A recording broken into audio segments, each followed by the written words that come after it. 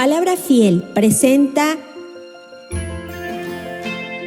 un despertar en la palabra.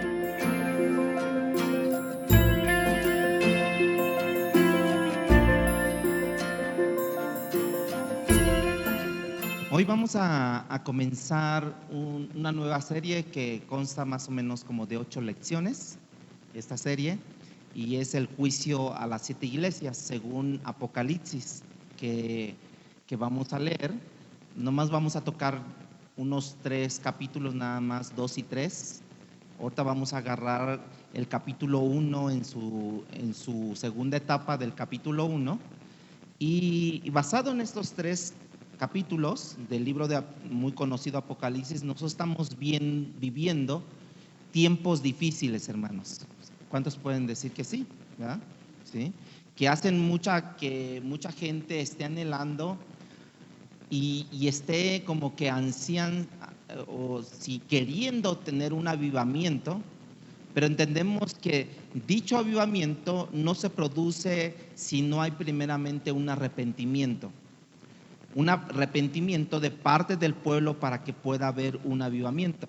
El arrepentimiento del pueblo de Dios, también tengo que decirlo, no garantiza que Dios nos dé un avivamiento, pero sí es un requisito, porque el avivamiento requiere precisamente una humillación de parte de ese pueblo, un reconocimiento, una introspección más bien, una revisión de por dónde nosotros estamos andando, y luego como que pedirle perdón a Dios porque no hemos caminado según sus caminos, ¿sí?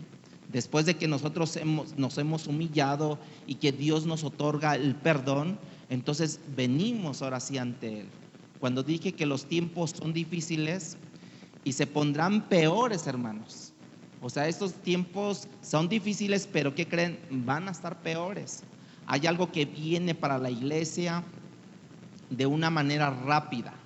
Y si nosotros no estamos cimentados en la palabra de Dios, como lo platicábamos con Alfredo, si nosotros no estamos cimentados en la palabra de Dios, entonces vendrán tiempos, olas, aires que van a derrumbar nuestra casa.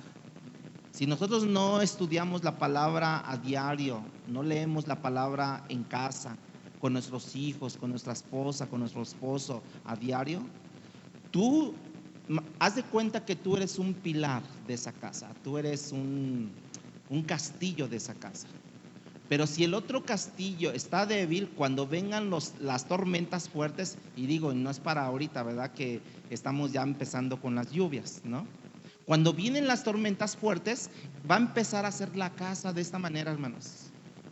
Y si tú estás bien, pero si el otro castillo no está bien, ¿qué va a pasar con la casa? ¿Verdad? Pero nosotros, hermanos, tenemos que entender algo, que nosotros no nos doblegaremos, no nos rendiremos, no nos cansaremos delante de Dios de orar, de mantener nuestros ojos abiertos a lo que Dios está haciendo, por ejemplo, con la ideología de género el día de hoy, en las escuelas, con sus hijos, con sus nietos tal vez. Y nosotros tenemos que estar bien cimentados en la palabra. Yo le voy a invitar a que abra su Biblia, pero antes de eso vamos a hacer una oración. Padre, te alabamos y te bendecimos en esta mañana, porque sabemos que quien triunfó, sabemos quién escribe la historia, quién orquesta la historia, Dios. Quiero pedirte que tú despiertes a tu pueblo a la realidad de nuestro presente, que nos permitas, que no nos permitas dormir en nuestros laureles, y que nosotros podamos ser un pueblo que intercede día y noche, que ora sin cesar por sí mismo. Como pueblo de Dios, en medio de tu ira, recuerda de tu misericordia, Dios. Padre, pero despierta a tu pueblo sobre el cual se invoca tu nombre. El poder de la oración y la necesidad de la oración en esos tiempos son vitales, y no son tiempos menores, no son tiempos donde para los cobardes, no son tiempos para los perezosos, para los que buscan los placeres de este mundo, Dios. No son tiempos para arrodillarnos ante los placeres que nos ofrece este mundo, Dios. Pone en nuestros corazones rodillas, Señor, que estén allí doblándose ante ti en oración. Son tiempos de ayuno, son tiempos de intercesión, son tiempos que llaman a la sobriedad, Dios. Son tiempos que llaman a tener un pensamiento reflexivo de lo que está pasando. No son tiempos para quejarnos, distraernos por el pecado, Dios, y por las cosas de la vida.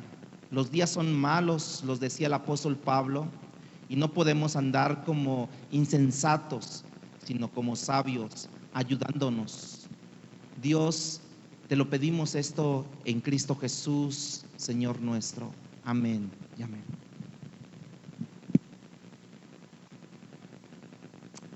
El comienzo del Evangelio, o el que escribe Juan en Apocalipsis capítulo 1, nosotros podemos entender que precisamente lo que trae en el versículo 9, a partir del versículo 9 vamos a leer al final,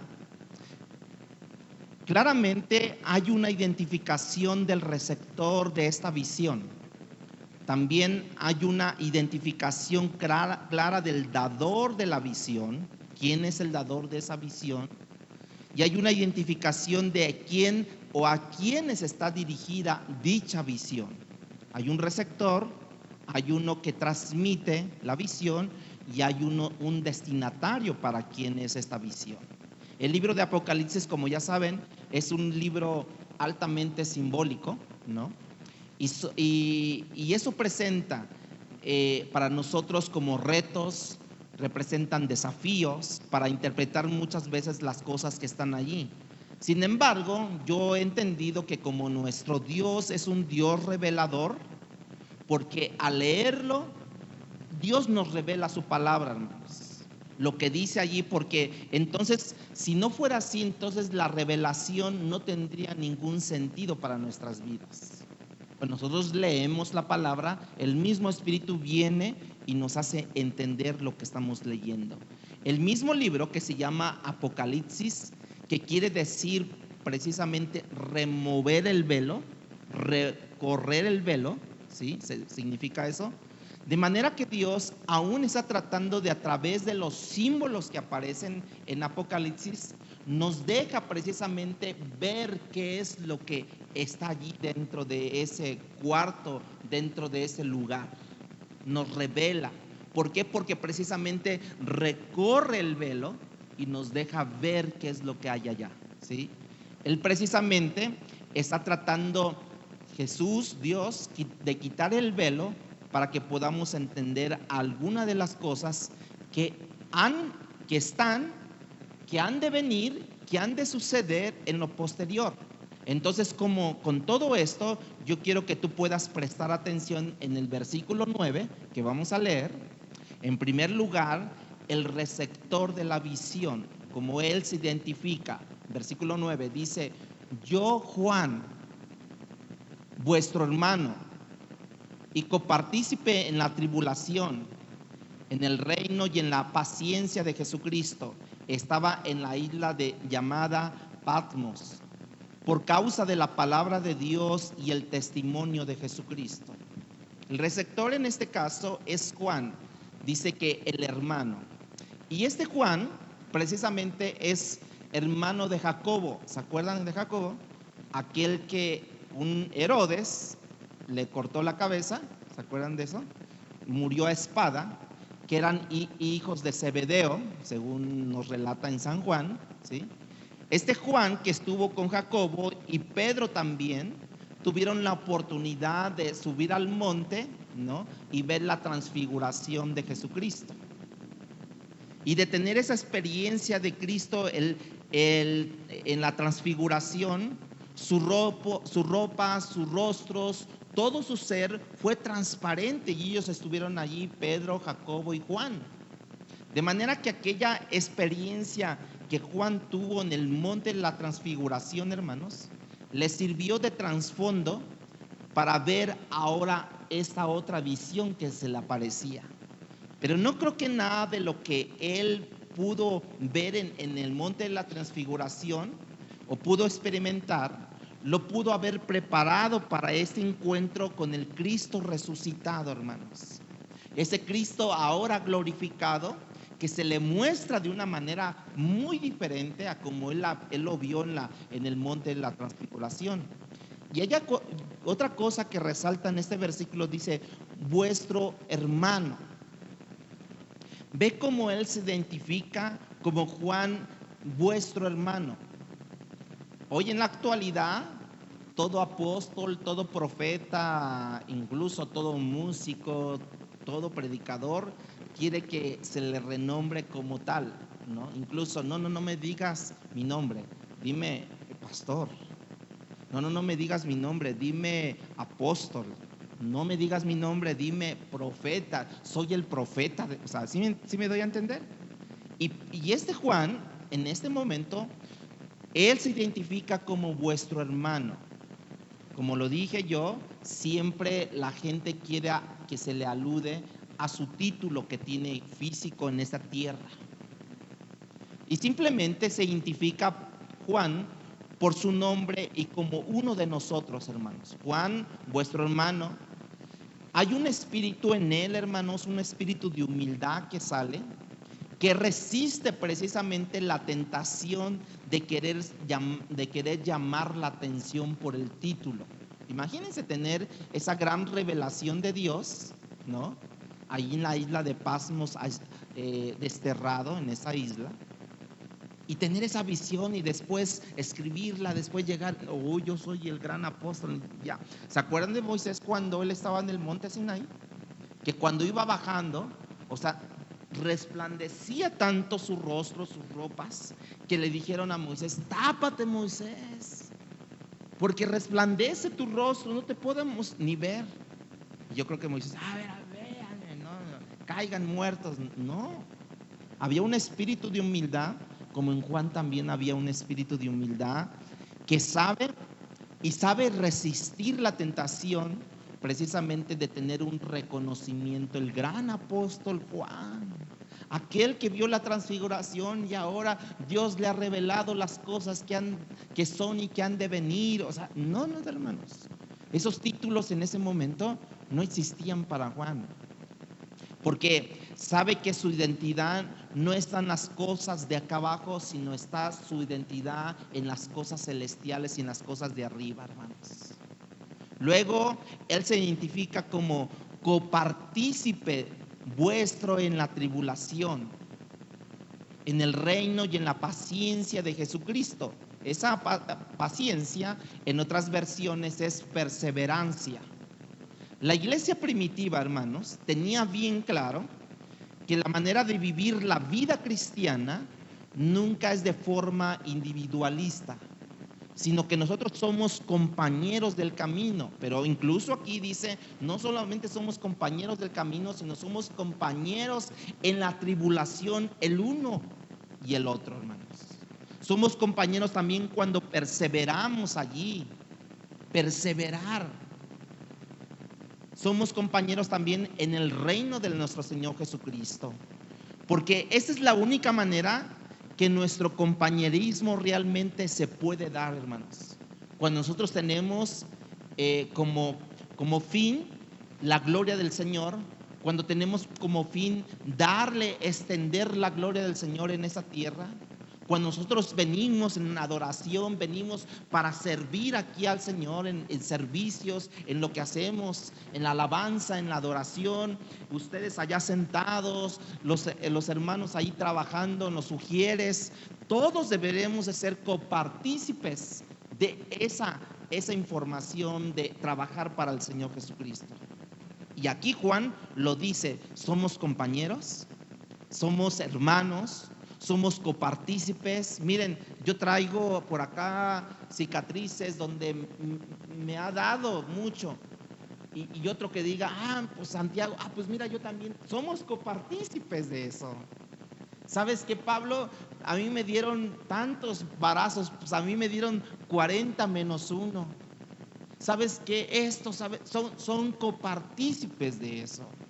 Pero también somos copartícipes que hasta el día de hoy, Ebenezer, hasta aquí nos ha ayudado Jehová, hasta el día de hoy. Somos copartícipes de eso también. Pertenecer a la iglesia de Cristo, hermanos, trae consigo tribulación. Bueno, Cristo lo prometió, ¿no? Si podemos decirlo así.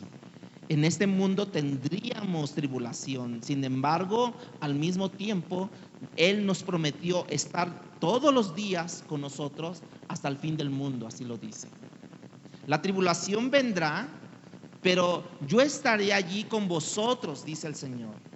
¿Sabes qué? Vendrán las enfermedades, vendrán las escaseces, vendrán las tribulaciones, pero el Señor te dice, yo estoy contigo, haciéndote compañía. Como dijo Juan, yo soy copartícipe ahí contigo. No teman, porque ¿quién está con nosotros? Aquel que venció, aquel que triunfó sobre la muerte. Y Juan ahora se identifica como compañero no solamente en la tribulación, sino también en la perseverancia.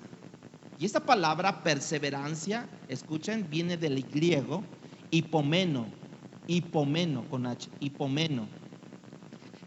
Esta palabra perseverancia, escúchenme, significa o implica sostenerse, mantenerse bajo una gran presión sin colapsar. ¿Cómo ven? O sea, hagan de cuenta. Bueno, ahorita han visto países que se desbordan los ríos, ¿no? Y ahí van sobre la carretera todo el río y se vienen trayendo casas, coches, ¿no? Y viene todo eso. Y tú de repente sales y también te quiere llevar. Y entonces es como si tú te pararas y bajo la presión del agua, bajo la presión de todo lo que viene, y tú no te colapsas, te mantienes firme. Eso es lo que es lo que Juan dice aquí, perseverancia, hipomeno, ¿no? Que implica sostenerme, aunque esté bajo presión, no colapsaré, no voy a colapsar. ¿Por qué? Porque ¿quién es nuestra roca firme, hermanos? Cristo. Cristo dijo, vendrán vientos, vendrán huracanes, vendrán todo tipo de inclemencias del tiempo o de tentaciones o de tribulaciones, pero si tú estás parado en la roca firme, no te moverás. ¿Dónde estás fundando o dónde estás edificando tu casa? ¿En la arena o en la roca, hermanos? Y si Cristo no estuviera con nosotros día a día, a lo largo de la tribulación, sin lugar a dudas, hermanos, nosotros terminaríamos colapsando bajo la presión de nuestros días en esos tiempos difíciles, hermanos. Entonces ya no oro, ya colapsaste. Entonces ya no le das prioridad a las cosas de Dios, ya colapsaste. Entonces ya como que ya no leo la palabra, ya estás colapsando allí. A lo largo de la historia, algunos cristianos han decidido jugar un rol más tímido. Por ejemplo, no hablan mucho de las cosas de Dios en estos tiempos. No hablan mucho porque podrían perder su trabajo de la palabra de Dios. No hablan mucho sobre la ideología de género, no se oponen a eso porque no, pues qué van a decir de mí, que soy un clasista, que soy un racista, que soy X o Y. Y no nos imponemos ante lo que Dios nos está diciendo de la moralidad cristiana como una forma de vivir más tranquila. Entonces nosotros callamos, cerramos nuestra boca.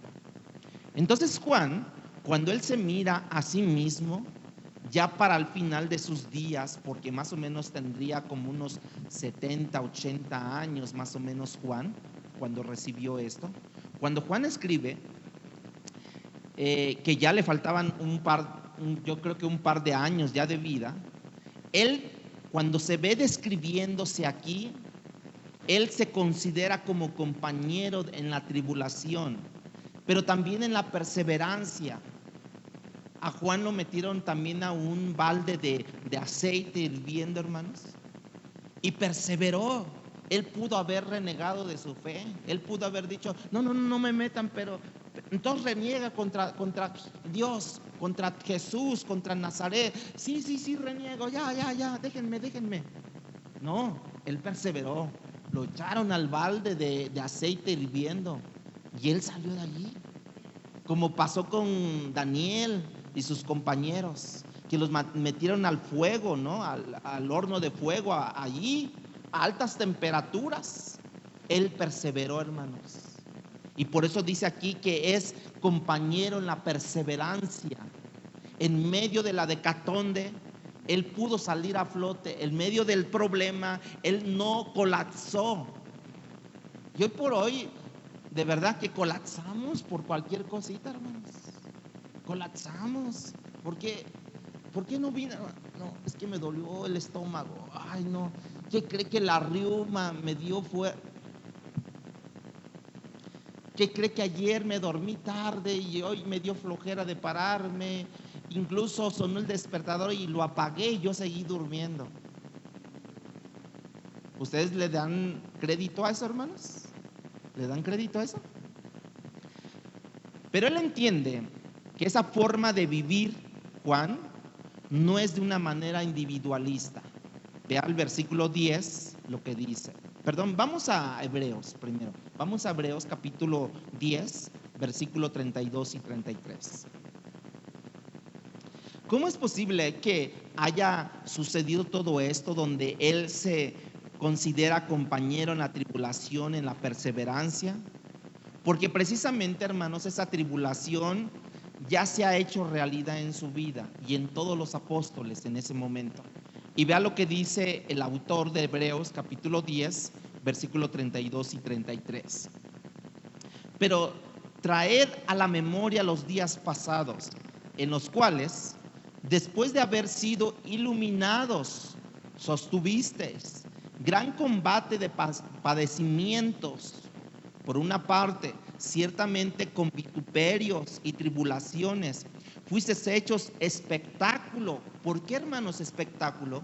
Porque se acuerdan que en Roma, allí en el Coliseo, los metían y hacían gran espectáculo con ellos, cómo las fieras se comían a las personas, cómo las correteaban, cómo las herían y después cómo las destazaban a las personas, los animales. Por eso es que dice aquí que en tribulaciones fuises hechos espectáculos. Incluso cuando daban varazos, hermanos, no los daban, los varazos no los daban allí a escondidas en un cuartel encerrado, no, públicamente les daban los varazos. O sea, fuisteis ustedes espectáculo para estas personas. Y por otra, llegasteis a ser compañeros de los que están en una situación semejante. O sea, ellos también habían padecido lo mismo. Ese es el mismo lenguaje de Juan cuando se identifica como compañero en la tribulación, y parte de la razón por la que ellos llegaron a estar en esas dificultades tenía que ver justamente porque de hecho ellos se hicieron compañeros de aquellos que estaban en esa situación, viviendo esa situación difícil. Es como, por ejemplo, cuando a ti te llega a pasar algo, ¿no? Te llegan a agarrar, ¿no? Sin razón, la policía, ¿no? Y llegan a hacer como una redada y te suben ¿cómo se llama? A la camioneta o su coche de ellos, de los policías, ¿no? La patrulla. Y de repente suben a varios y ya empiezas a hablar con ellos. Oye, ¿tú qué hiciste? No, pues yo no hice nada. Yo nomás iba pasando, vengo del colegio. ¿Y tú? No, pues yo vengo del trabajo. Se hacen una relación. Bueno, aquí es lo que está tratando de decir Juan. De que a pesar de que muchos de ellos no se conocían, bueno, a pesar de eso, estaban entendidos que estaban padeciendo por la misma causa. En la tribulación estaban siendo ellos. Y hermanos, Juan dice, ya estaba yo en la isla de Patmos por causa precisamente de qué, de la palabra de Dios y del testimonio de Jesucristo, hermanos. Juan había sido expulsado a esta pequeña isla, había sido deportado precisamente por su fe, por la palabra, por el testimonio de Jesucristo, a esta parte del sur de Grecia, más o menos a unos 30 kilómetros de la iglesia de Éfeso. Y hoy esa isla tiene menos de 3,000 personas o habitantes. Imagínate que lo que pudo haber sido hace 2,000 años, pues yo creo que nadie existía allí. Si ahorita hay como 3,000 personas más o menos en esa isla, ¿no? Imagínate hace 2,000 años. La razón por la que estaba allí no nos hace saber precisamente Juan. Yo estaba allí porque prediqué la palabra, porque testifiqué de Jesucristo. Yo pude haberme evitado pasmos si yo hubiera guardado, cerrado mi boca. Si yo le hubiera puesto un cierre a mi boca, yo me hubiera evitado pasmos. Pero porque yo hablé, porque yo testifiqué, porque yo prediqué la palabra, ahora pasmos viene a mi vida. Por la fidelidad que yo tengo. Si yo hubiera sido infiel, me hubiera evitado pasmos. Hoy tenemos gente, tenemos compañeros, tenemos familiares que no conocen de Cristo y que saben que somos cristianos y dicen, es que ya es un cristiano él, que esa persona, él, y nosotros nos intimida hablarles de Cristo. Es que no sé, es que pues por eso estudia la palabra, ¿verdad? Es que no me acuerdo, pues por eso repite la palabra. Porque muchas veces nos escudamos por lo que precisamente no sabemos. Pero no sabemos porque no queremos, hermanos. Porque no hemos puesto atención a la palabra. Y aquí Juan prefirió las aflicciones y estar en pasmos precisamente por causa de la predicación de la palabra, hermanos. Y si reflexionamos a partir de la palabra, los mejores han pasado cosas peores, hermanos. Circunstancias peores. Tú puedes ver a Job, puedes ver a Daniel, puedes ver a Pablo, puedes ver a Jeremías.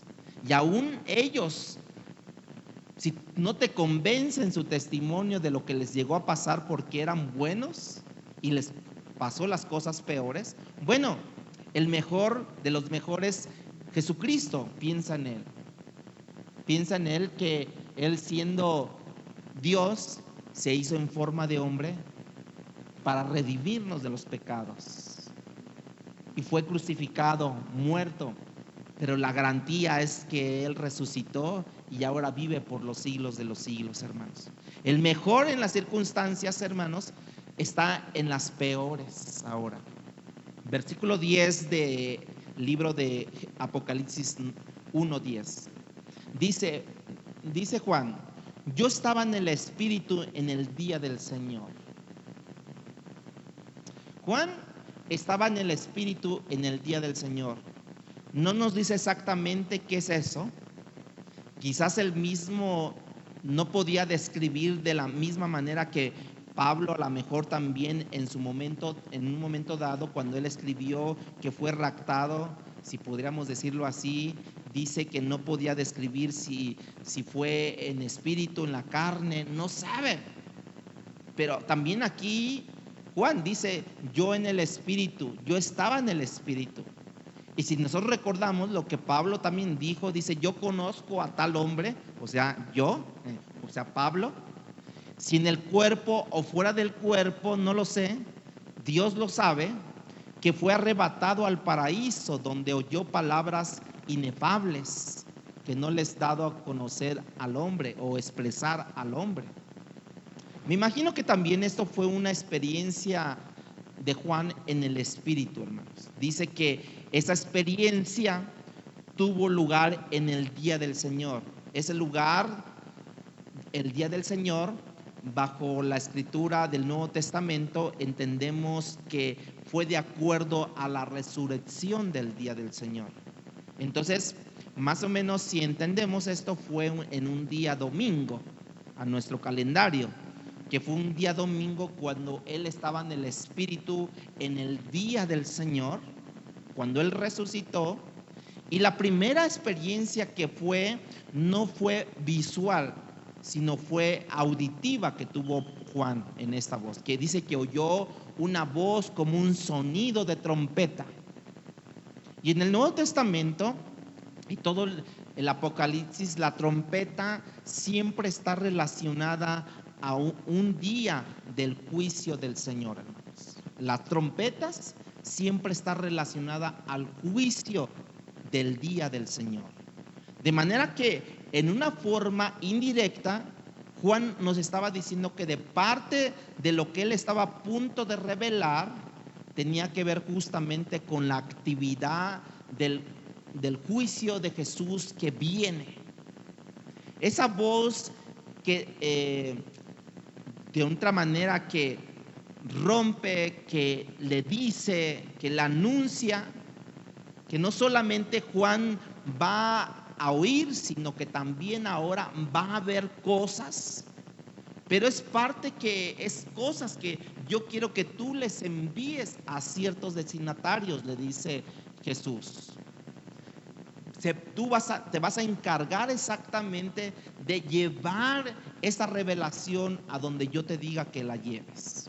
Por ejemplo, dice que decía: yo soy el alfa. Cuando él escuchó: yo soy la omega, el primero y el último. Escribe lo que ves. Ahora ya va a escribir lo que va a ver. Y envíalo a las 7 iglesias que están en Asia. ¿Cuáles son estas iglesias? Éfeso, Esmirna, Pérgamo, Tiatira, Sardis, Filadelfia y Laodicea. Envíalo a estas 7 iglesias. De manera que Juan sabe que estas iglesias de maneras específicas se las tiene que enviar a estas iglesias, estas cartas que ahora va a escribir. Aquellos que han estado estudiando estas áreas arqueológicamente, dicen que estas iglesias formaban como un círculo en Asia, con excepción de Tiatira, porque Tiatira tenía un templo dedicado al culto del emperador, hermanos, el cual Dios ha dicho y nosotros hemos repetido que nosotros no nos doblegaremos ante el César, ante los gobernantes, no nos doblegaremos ante ellos, porque ellos son siervos de Dios, porque ellos son pues sí, puestos por Dios ahí para gobernar, pero no para adorar a ellos. En este caso, Jesús está interesado, no está interesado Jesús en hablarle a los incrédulos, sino ahora a los creyentes que tienen pastores, y que estas iglesias Cristo las llama a arrepentirse. Por eso escribe a las 7 iglesias.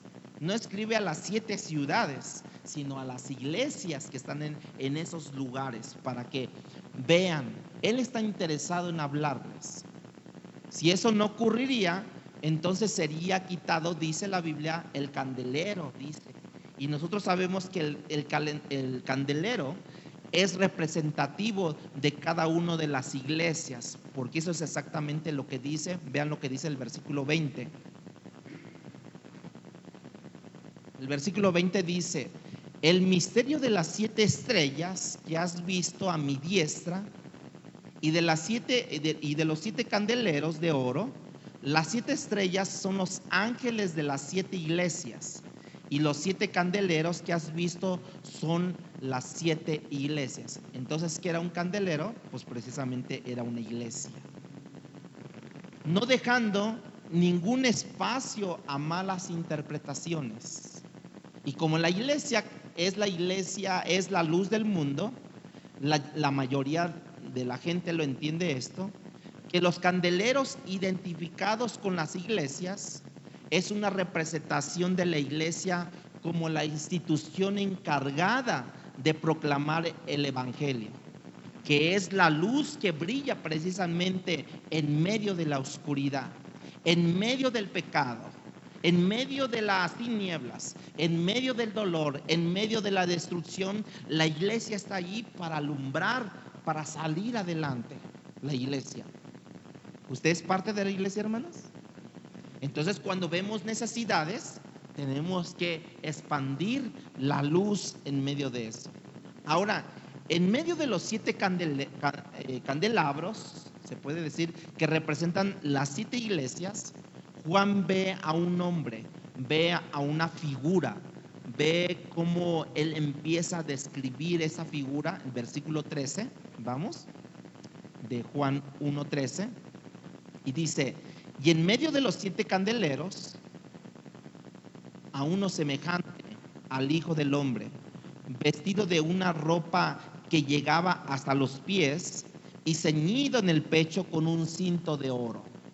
Fíjense, el título Hijo del Hombre fue el título preferido por nuestro Señor Jesucristo para referirse a sí mismo Él.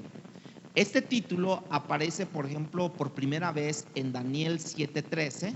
Dice: miraba yo en la visión de la noche, y aquí que las nubes del cielo venían como un hijo de hombre, que vino hasta al anciano de días y le hicieron acercarse delante de él.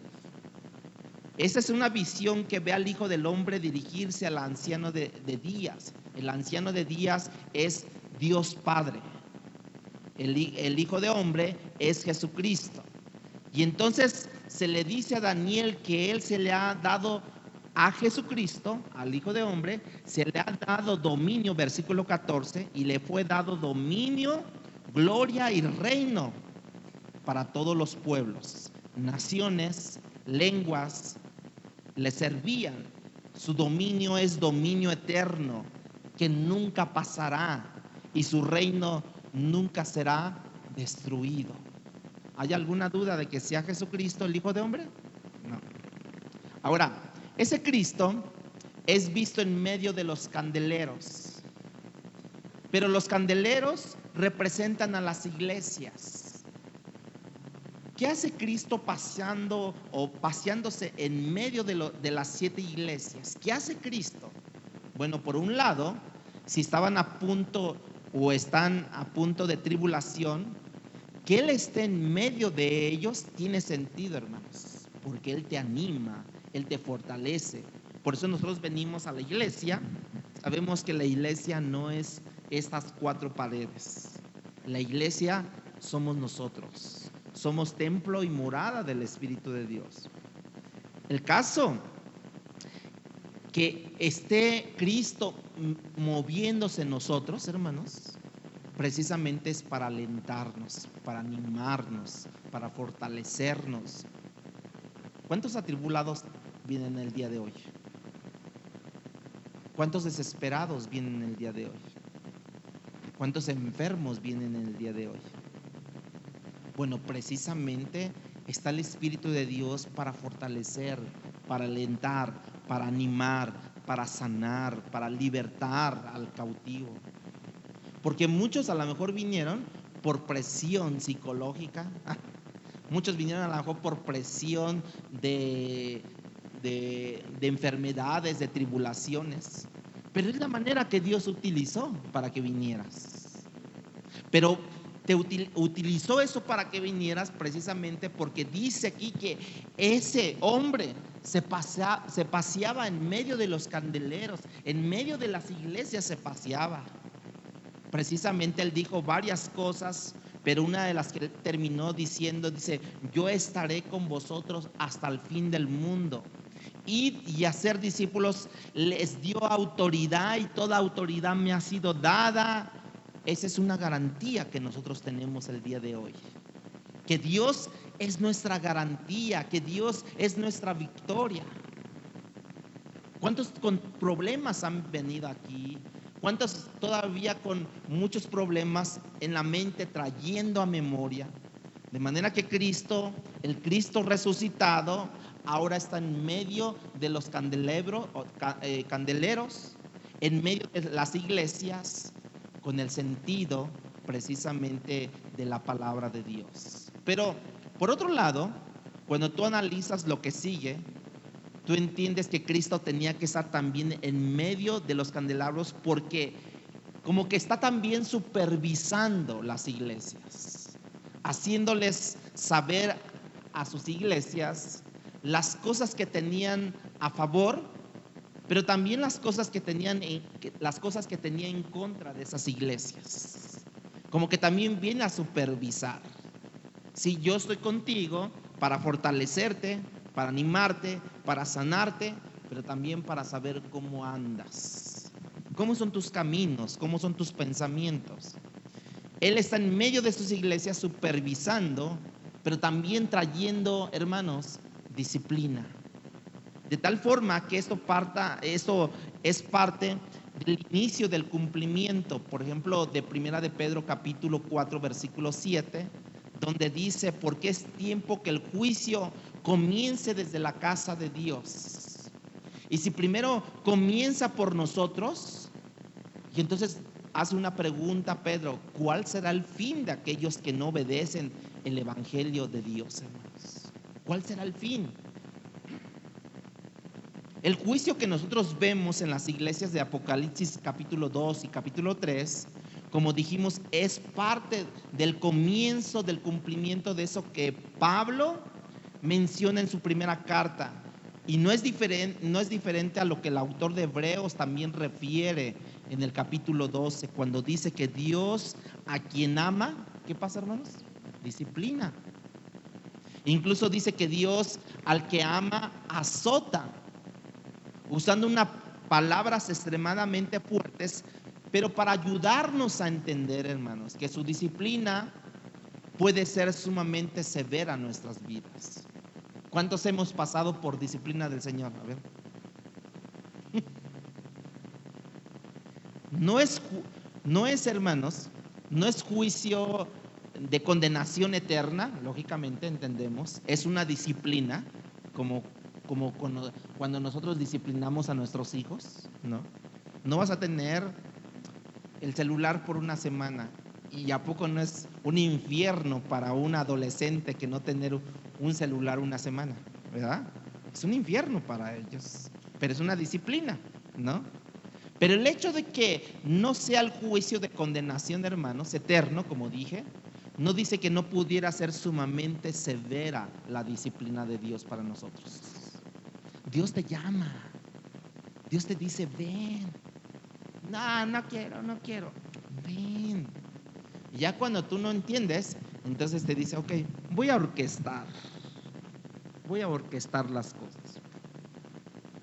Y vas y terminas rindiéndote a Dios. De hecho, hay un juicio para todo el mundo, porque es ciertamente que el apóstol Pablo lo entiende de esa manera en su segunda carta a los Corintios capítulo 5, 10. Dice, porque es necesario que todos nosotros comparezcamos ante el tribunal de Cristo, para que cada uno reciba según lo que haya hecho mientras está en el cuerpo, sea bueno o sea malo. O sea que todos vamos a llegar ahí, hermanos, como hijos de Dios, también como no hijos de Dios, todos van a llegar ante ese juicio de Dios. No es distinto a lo que Cristo mencionó cuando dijo que cada uno de nosotros tendría que dar cuentas de cada palabra que saliera de nuestras bocas, hermanos, o de nuestros labios. No es distinto al juicio del Señor que ejerció sobre las iglesias de Corintio cuando dijo acerca de aquellos que tomaban la cena del Señor indignamente. Y dice, y muchos duermen, o sea, mueren, han muerto, porque han tomado la cena del Señor indignamente. Allí es como vemos, cuando nosotros somos juzgados por el Señor nos disciplina para que no seamos condenados con todo el mundo. Esa es la motivación que nos da a nosotros para seguir firmes en el camino del Señor, agarrados sobre esa torre fuerte, agarrados sobre esa palabra de Dios. Y vemos que Cristo ahora está paseándose sobre sus iglesias, también a la vez pasando disciplina en las iglesias, porque muchas veces hay gente dentro de la iglesia, ¿no? O hay miembros dentro de la iglesia que Dios, como se está pasando en la iglesia del Señor, también está disciplinando a miembros de la iglesia. Ahora sí, como dice el dicho, mire, nosotros flojitos y cooperando. Dios te dice, es tiempo y ahora ya que actuar. Déjame ver el otro año cómo nos van las elecciones. Bueno, ¿y qué tiene que ver las elecciones? Pues déjame ver cómo nos resulta. No, es tiempo y ahora. Déjame ver porque tenían pensado ascenderme de trabajo y tal vez ya no pueda venir. Déjame considerar. Es tiempo y ahora. Dios acomoda las cosas. No sé si me doy a entender. Tenemos aquí un rompecabezas. Todas las piezas fuera y nosotros tenemos que armarlas. Pero no podemos armarlas nosotros mismos si no tenemos un conocimiento previo de cómo es la estructura de esa forma que vamos a unir. Tendríamos que ver cómo es la estructura para poder saber y dónde comenzar. ¿Cuál es la estructura? ¿Cuál es la forma? La forma es Cristo. La estructura es Cristo. ¿Cuál es la guía? La palabra de Dios. Y entonces cuando tú empiezas a ver las formas aquí, entonces tú dices, ok, ya vi la forma como es, ahora lo voy a traducir en mi diario vivir. Entonces empiezo a formar las cosas, empiezo a formar, empiezo con cabalidad a tomar las cosas más grandes. ¿Qué son las cosas más grandes para nuestra vida? No sé si han visto, ustedes han armado un rompecabezas, me imagino que sí. Yo creo que comenzamos con las piezas grandes, ¿sí o no? Comenzamos por las piezas grandes porque empezamos a colocarlas y las más pequeñas, entonces los huecos que vayan quedando, nosotros vamos colocando esas piezas pequeñas. ¿Es así o estoy mal yo? Estamos así, ¿no? Bueno, ¿qué son las cosas grandes en tu casa? ¿Qué son las cosas grandes en tu vida? Esas ponlas primero, hermanos, delante de los pies del Señor. Esas cosas grandes, ponlas delante del Señor. Digo, algunos tendrán, para esa persona serán cosas grandes, para mí serán cosas pequeñas, ¿no? Cada quien ve. Pero esas cosas grandes que para ti son, colócalas a los pies de Cristo primero. O sea, colócalas aquí en la base. No coloques las cosas pequeñitas porque te vas a confundir. Vas a estar allí, no, esto no aquí, no, mejor acá, no, tampoco acá, mejor acá. Y a nada le das, a nada le das. Las cosas grandes, ¿qué son las cosas grandes para ti? Llamémosle, por así decirlo, tiempo. Porque puede ser una cosa grande en tu vida el tiempo. Que tú dispones muchas cosas o dispones el tiempo para otras cosas. Pon esa cosa grande, que es el tiempo, ponla sobre la mesa. Y vas a ver que te van a quedar menos huecos. Y ahora vas a poder decir las cosas pequeñitas. ¿Cuáles son las cosas pequeñitas?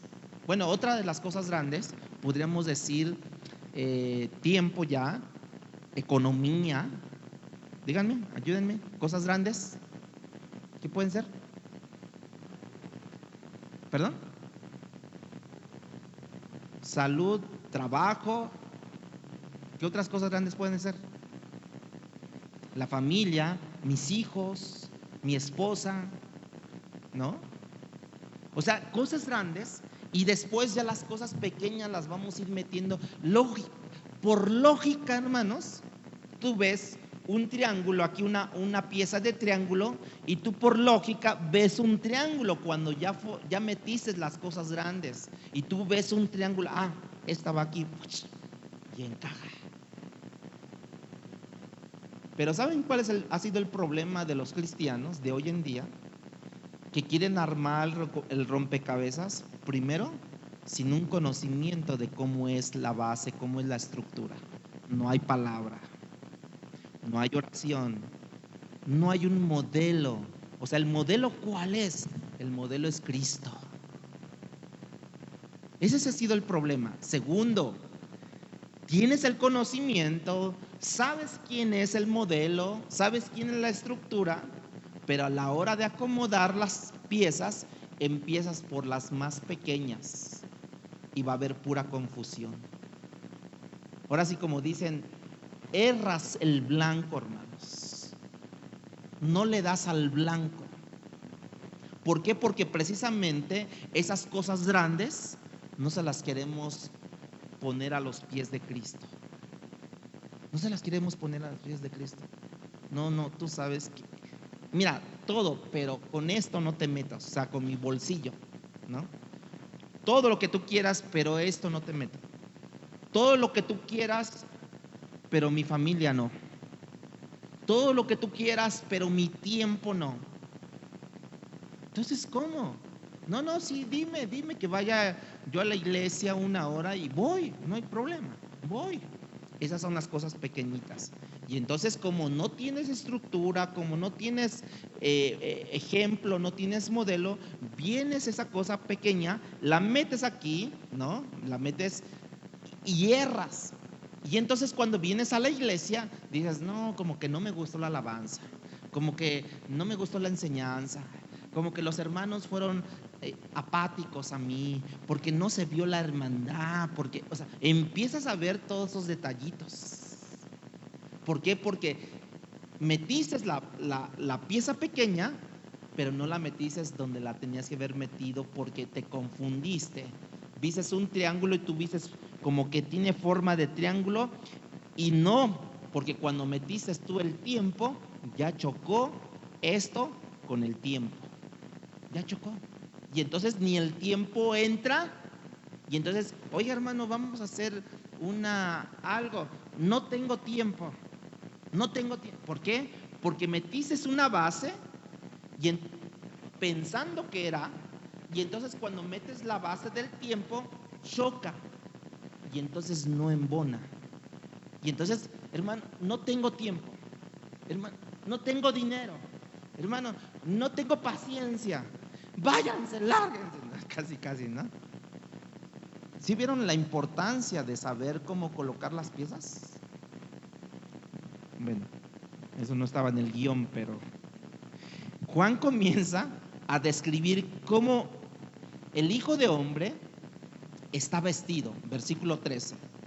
Dice que tiene una túnica que llega hasta los pies y está ceñido por el pecho con un cinto de oro. Esa figura me recuerda que es la figura del sacerdote del Antiguo Testamento. De manera que podemos imaginarnos a Cristo en medio de sus iglesias, disciplinando a su iglesia, pero a la vez ejerciendo el rol del sumo sacerdote. El sumo sacerdote, ¿qué hacía en el Antiguo Testamento? Intercedía por el pueblo de Dios. Intercedía a favor del pueblo. Estaba con Dios, pero intercediendo a favor por el pueblo.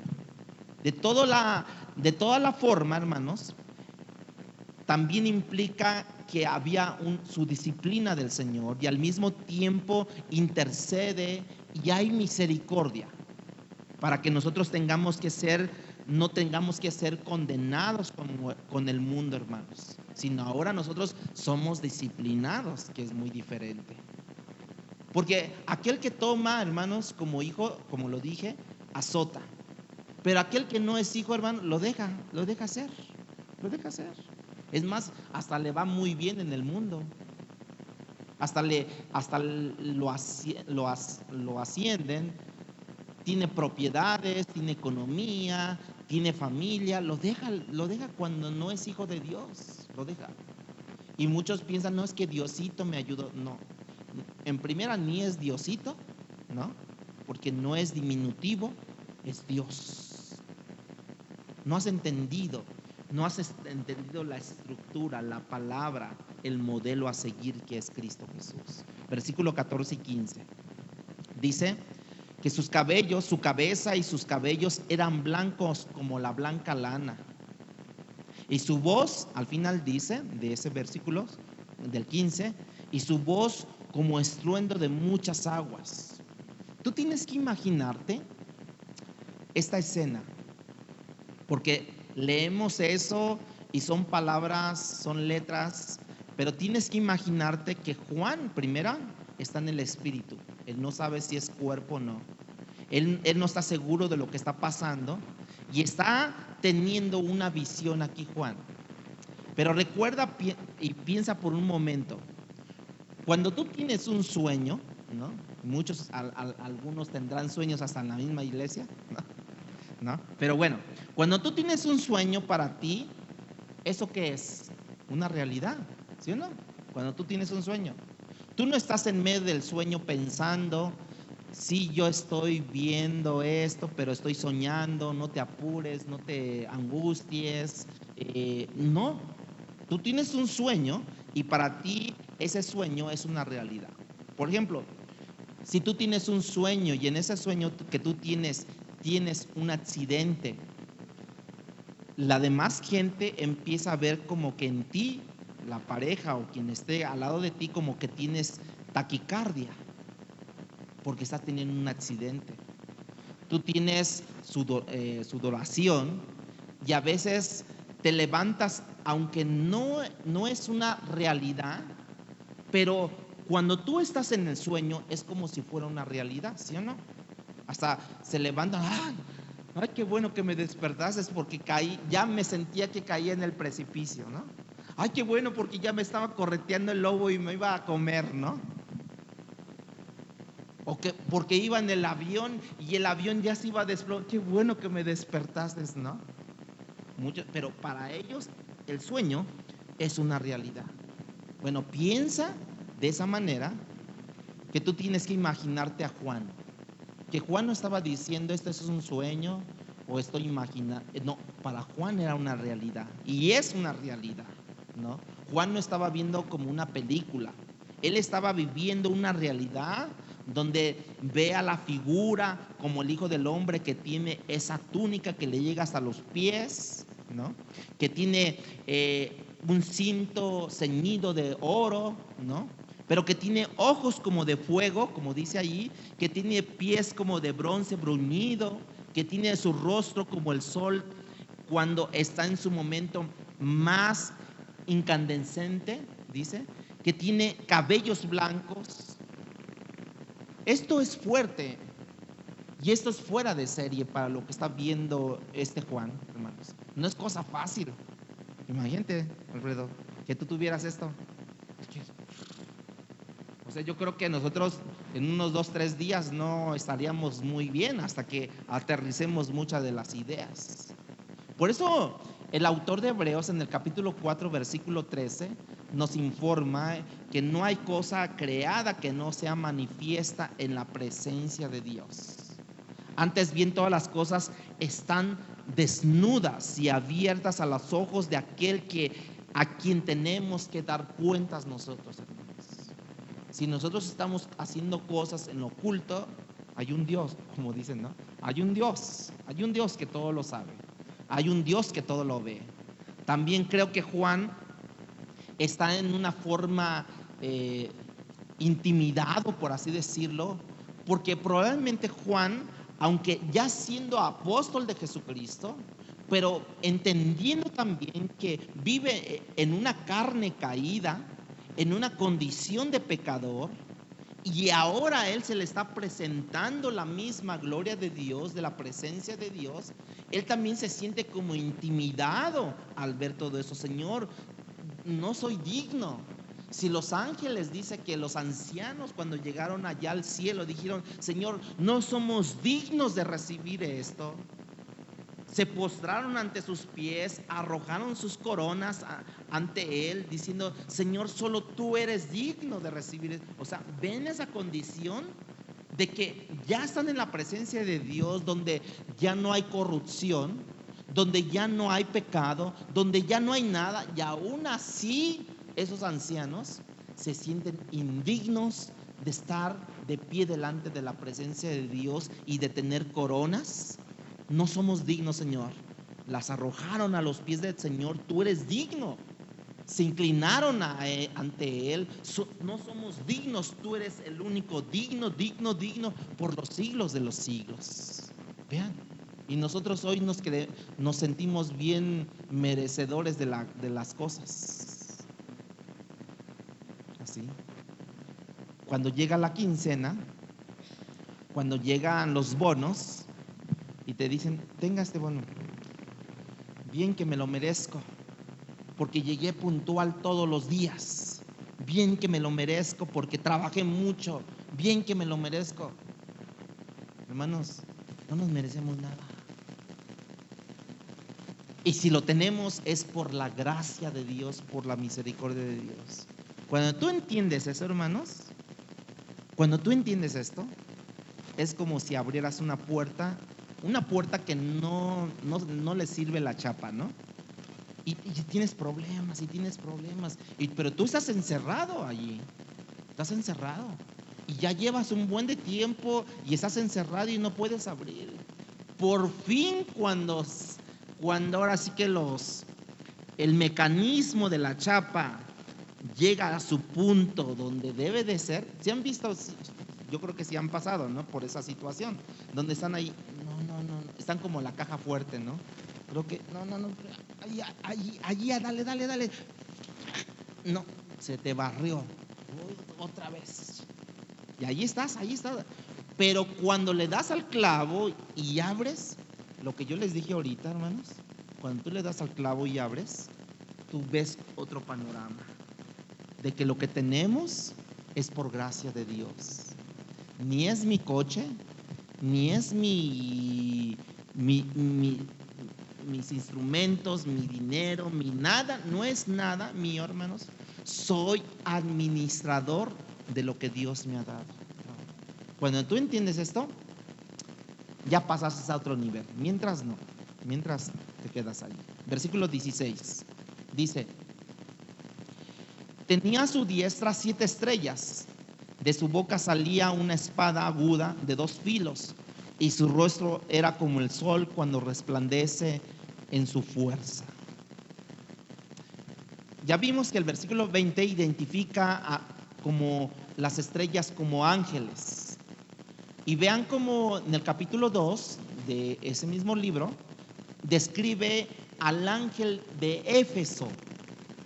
Es como si cada iglesia tuviera su ángel protector, ¿verdad? Es más o menos. Pero a la vez, ¿para qué está Juan escribiéndole al ángel? Cuando el ángel está en otra dimensión, o entendemos, ustedes entienden que es un ángel, ¿no? Que está en otra dimensión. ¿Para qué Juan le va a escribir al ángel? La palabra ángel, en ocasiones, si no es un ángel verdadero, estamos dándole una interpretación distinta a la que consideramos como un ángel. Siempre un ángel es un ángel bondadoso, protector, ayudador, que te ayuda, ¿no? Pero a pesar de eso, muchos piensan que quizás el ángel se está refiriendo, académicos, se está refiriendo a pastores. A pastores se les denomina también ángeles, como aquellos que velan, que ayudan, que proveen, que sostienen, que envían, que llevan el mensaje, como pasó con el ángel Gabriel, que llevó el mensaje a María, como en el caso de Gabriel, de Miguel, que ayudó a Daniel en una batalla, en una guerra. O sea, podemos imaginarnos esto, pero los académicos dicen que también se traduce como escribe al ángel, o sea, escribe al pastor o al conjunto de pastores que están en Éfeso, que están en Esmirna, que están en Filadelfia y así en todas las iglesias, ¿no? De manera que esa referencia allí no es tan clara. Quizás un ángel está sobre la iglesia, o en este caso pudiéramos decir que un pastor está sobre la iglesia, ¿no? O pastores que están sobre la iglesia. Ahora, ese hijo de hombre tiene una imagen media extraña, si se dan cuenta, porque dice que tiene una espada que sale de su boca. De manera que ahora la espada del hijo del hombre también es representativo de la disciplina que él está a punto de ejercer sobre esa iglesia. Un comentarista dice respecto a esto que con esto Cristo está simbolizando su juicio sobre los desobedientes en la iglesia. ¿Hay desobedientes en la iglesia, hermanos? Se está manifestando la desobediencia, o está, perdón, trayendo juicios sobre los desobedientes de la iglesia y también sobre los rebeldes del mundo, que no quieren aceptar a Cristo, que rehúsan buscar de Dios. Pero también sobre los rebeldes. Hermano, siéntese aquí. No, yo acá.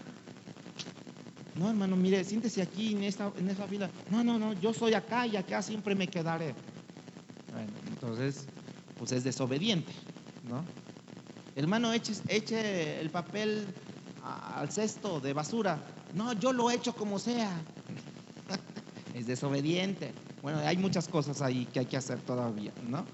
Dice que también el rostro era como el sol cuando brilla con toda su fuerza. Imagínate, Juan debe haber quedado desconcertado, yo me imagino sin fuerzas. Ahora que pasamos los calores fuertes, la ola de calor, ¿no?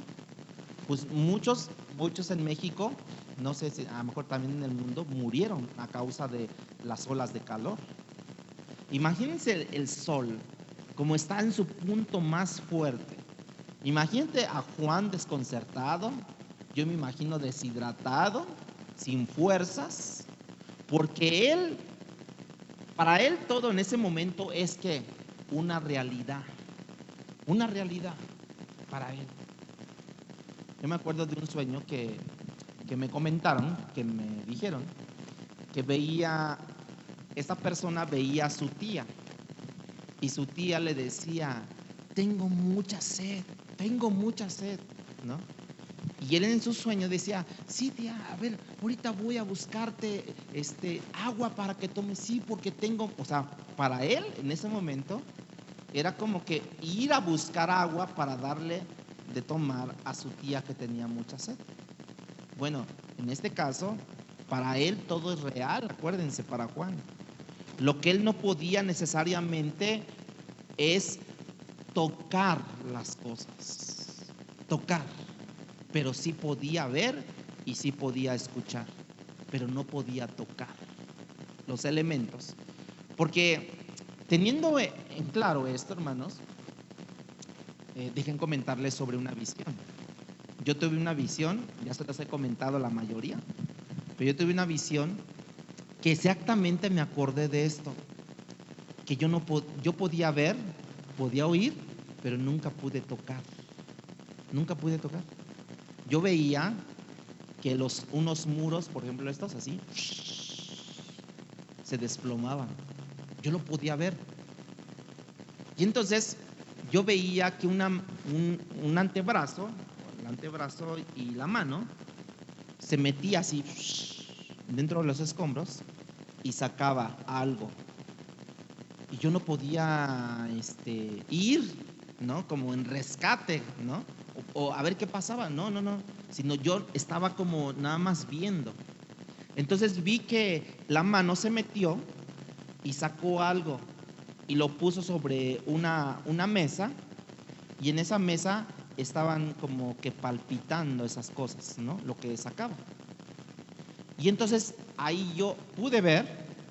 Ahora, paso siguiente, pude preguntar, ¿no?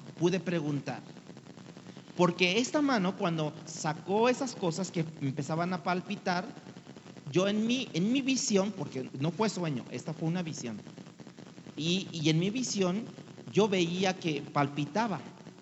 Entonces yo decía, ¿qué será eso? Porque pues a lo mejor, o ahora entendemos que si son palpitaciones, pues a lo mejor es un corazón o algo así, ¿no? Pero bueno, yo no pregunté nada, no dije nada. Pero cuando esa mano, nunca vi un rostro, nada más vi la mano, el antebrazo, vi la mano, que les empezaba agarró como una esponja y le empezó a dejar caer un líquido. Ese líquido era más o menos como miel. Entonces ya intervine yo y pregunté, ahora hablé. Primero vi, observé, y después pregunté, ¿qué es eso lo que les tiras a esas cosas, ¿no? ¿Qué es ese líquido? Y entonces él, en la visión, me dijo, esto es gozo, esto es paz, esto es consolación, así, ¿no? Y que se esfuma la visión. O sea, no lo soñé. Yo estaba sentado, estaba con mi Biblia y estaba meditando en la palabra y de repente como que se me hizo esa visión. Y de repente se cortó ahí cuando me dijo para qué servía eso, ese líquido que les rociaba. Se cortó terminó de decirme y se cortó la visión. Y yo entonces ya no desperté, ya reaccioné de la visión. Y yo dije, ¿por qué no le pregunté esto? Ya te salen muchas preguntas, ¿no? Pero si te das cuenta, yo entendí esto, cómo Juan entendía que era una realidad eso. Nunca me dio miedo ver algo que se moviera. Si tú ves ahorita algo allí en la mera esquina que está, ¿a poco no como que vas y dices, ¿qué será eso? Pero ya vas con un palo, ya vas con algo que te puedas defender, por así decirlo, ¿no? ¿A poco no? Nunca tuve miedo. Nunca tuve miedo que nada más haya visto el antebrazo, la mano. Nunca vi cómo se estaban ahí moviendo en la mesa. Era una mesa de esas de acero inoxidable, más o menos así. Y estaban moviéndose esas cosas. Nunca me dio miedo. Tampoco quiero aclararles, nunca estaba leyendo Apocalipsis en ese momento. No estaba leyendo a Daniel, ni nada de profecía, ni nada por el estilo. Me llegó así la visión. Después, reaccionando, yo dije, Señor, ¿qué es esto? ¿Qué viene? ¿Qué viene, Señor? Y sí, después se confirmó lo que vino. Vino una hecatombe, vino un derrumbe en la familia tremendamente, ¿no? Hubo muchas cosas que sucedieron. Pero Dios ya me avisó a mí de eso. Yo dije, pero ¿por qué no hice? ¿Pero por qué? O sea, yo me llegué también a entrar como en un show de decir, ¿por qué yo vi eso? Pero eso que pasó, hermanos, fueron horas de que vi esa visión a que empezó a haber las hecatombes en la familia, a que empezó a derrumbar todo eso. Fueron horas. Y yo estaba en cierta forma imposibilitado, por así decirlo, ¿no? Pero surge todo esto, hermanos. Y yo veo que aquí dice, en el versículo 17, dice, cuando vi, caí como muerto, dice Juan, muerto a sus pies. Y él puso su diestra sobre mí, o sea, su mano sobre mí, sobre mi hombro, diciéndome, ¿qué le dijo Jesús a él, a Juan? No temas, Juan. Yo soy el primero y el último. Vean, hermanos, yo no creo que fuera para menos. Juan dice, Juan no dice, temblaron mis piernas, yo me desvanecí, perdí el conocimiento. Juan no dice eso. Juan dice, cuando vi, caí como muerto. Es la misma experiencia de Daniel, hermano, cuando lo visita el ángel del cielo, pero este no es un ángel, este es Cristo. Y es lo mismo que el evangelista hizo con él.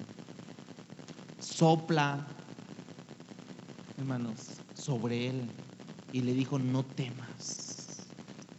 Versículo 17-18 dice, Cristo le pone su mano derecha y él puso su diestra sobre mí, diciéndome, no temas, yo soy el primero y el último. Versículo 18 dice, el que vivo y estuve muerto. Sí, Juan, estuve muerto, mas he aquí que vivo por los siglos de los siglos, amén, y tengo las llaves de la muerte y del Hades. Y la razón por el no temer, hermanos, es que ya una vez muerto, no estoy vivo, hermanos. Y él dice, Jesús, yo conquisté la muerte, Juan. La razón por el no temer es que yo estoy vivo por los siglos de los siglos. Y no voy a volver a morir, Juan. Levántate, cobra ánimo. O sea, tremendo lo que vivió Juan aquí. Ese compañero de la milicia, ese compañero de la tribulación, ese compañero de la perseverancia. Allí estaba Juan puesto delante de Dios y le dijo: cobra ánimo, Juan, porque yo soy el que vivo por los siglos de los siglos. Ciertamente morí, pero resucité. Alguien que me sostiene en la perseverancia, que me mantiene ciertamente a lo mejor las inclemencias de la vida, bajo presión, pero sin colapsar, puesto firme delante de la roca que es Cristo Jesús, hermanos. Les van a venir batallas, les van a venir tribulaciones, les van a venir escaseces. No tengo para venir, hermano, a la iglesia. Pues véngase caminando, hacia ese ejercicio. Hermano, no tengo para esto, no tengo. Persevere, no colapse, manténgase firme. Va a ver cómo es. Un hermano cuenta de que igual nada más tenía para el camión de venida, ¿no? Y a nadie le dijo que no tenía para de regreso. Y dijo: pues bueno, pues como me vine caminando, bueno, me vine en autobús, en coche, en transporte, bueno, me voy a regresar caminando, no pasa nada. Y dijo que sin decir a nadie, un hermano le dijo: hermano, mire, tenga estos 20 pesos. ¿Y eso por qué? No, pues ténganlos, para algo le han de servir. Dios me hizo sentir dárselos. Pues le estaba dando para su camión de regreso, sin decir nada. No, pero si nosotros nos dormimos en nuestros laureles, como lo dije yo en la oración: Señor, no permitas que nos durmamos coloquialmente, como decimos, ¿no? En nuestros laureles. Si nosotros nos dormimos en nuestros laureles, hermanos, Dios no se va a manifestar. ¿No dice la Biblia: probarme en esto ahora? Y no me estoy refiriendo a la cosa económica, porque ahí somos muy reduccionistas, que nada más lo aplicamos para los dineros. No, Dios va a proveer en todas las áreas de nuestra vida. Versículo 19, ya termino. Escribe las cosas que has visto, dice, le dijo a Juan. O sea, ya casi muerto, ya casi fatigado, pero vino la mano de Dios, vino la diestra de Jesús sobre su hombro, y ahora le dice: escribe las cosas que has visto y las cosas que son y las que han de ser después de estas. Había cosas que ya estaban en ese momento, ¿sí? ¿Qué cosas ya estaban? Por ejemplo, las cosas de Éfeso, Esmirna y todas las iglesias y sus condiciones. Pero también ya estaban ahí, ya venían, ya estaban en camino, ya estaban aquí, ya pasando para diríamos que la disciplina de Dios. Ya estaban a punto. De manera que tú le dices a Juan: tú vas a escribir las cosas que son y las que vienen en camino y las que han de suceder después de estas. Versículo 20. El misterio de las 7 estrellas que has visto en mi diestra, o sea, en mi mano derecha, ¿sí? Y de los 7 candeleros de oro. Las 7 estrellas son los ángeles de las 7 iglesias, y los 7 candeleros que has visto son las 7 iglesias. Hermanos, Juan, yo creo que llegó un momento dado de que, a ver si escribo, a ver, voy a tomar nota de todo esto. No es fácil. Por eso tuvo que venir a fuerzas la mano sobre él de Jesús, para cobrar ánimo, hermanos. Yo creo que todos los que estamos aquí ha llegado a pasar que hemos recibido noticias o nos han llegado cosas a nuestra vida y estamos a punto de desvanecernos, de colapsar. Pero viene el momento donde te hincas y Dios te pone sus manos sobre ti. Yo me acuerdo que cuando yo viví en Cancún por 11 años, y cuando yo llegué en los tiempos más difíciles, en este caso del calor. Llegué en abril, 28 de abril del 98, a la 1 de la tarde. Bueno, llegué. No, una semana y no soportaba yo el calor. Imagínense, los dos estamos aquí en el centro. Llegar allá. Y yo me acuerdo que yo le dije, yo ya lo había orado. En ese entonces mi pastor, yo le dije, oiga pastor, miren, me están diciendo, me están proponiendo. Y me dijo, lo que Dios te diga, Leonel, donde tú tengas paz. Y yo sentía paz yéndome a Cancún.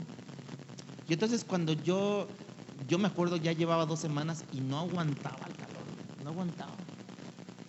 Entonces yo que me hinco, allí tenía la puerta cerrada de la casa, me hinqué y le dije, Dios, si tú me enviaste para acá, házmelo saber. Porque yo en ese momento yo pensé que tú me habías enviado, pero, o sea, no aguanto esto. De verdad, hermanos, no les miento. Y estaba orando así, de repente sentí como que entró, no que abrieron la puerta, sino que entró aire, pero con ese aire que trae brisa, que te refresca. Y yo sentía así, pero de verdad que tuve miedo de abrir mis ojos, porque quería seguir sintiendo eso, ¿no? Dije, a lo mejor ya abriendo los ojos se me esfuma, ¿no? Eso. Yo me mantuve por un momento con mis ojos cerrados y sentir esa brisa, y entonces yo entendí que era la confirmación de Dios. Hermanos, hemos estado a punto de colapsar, pero Dios te dice, aquí estoy contigo. Si tú no has sentido eso, es momento de que lo sientas, es momento de que lo busques.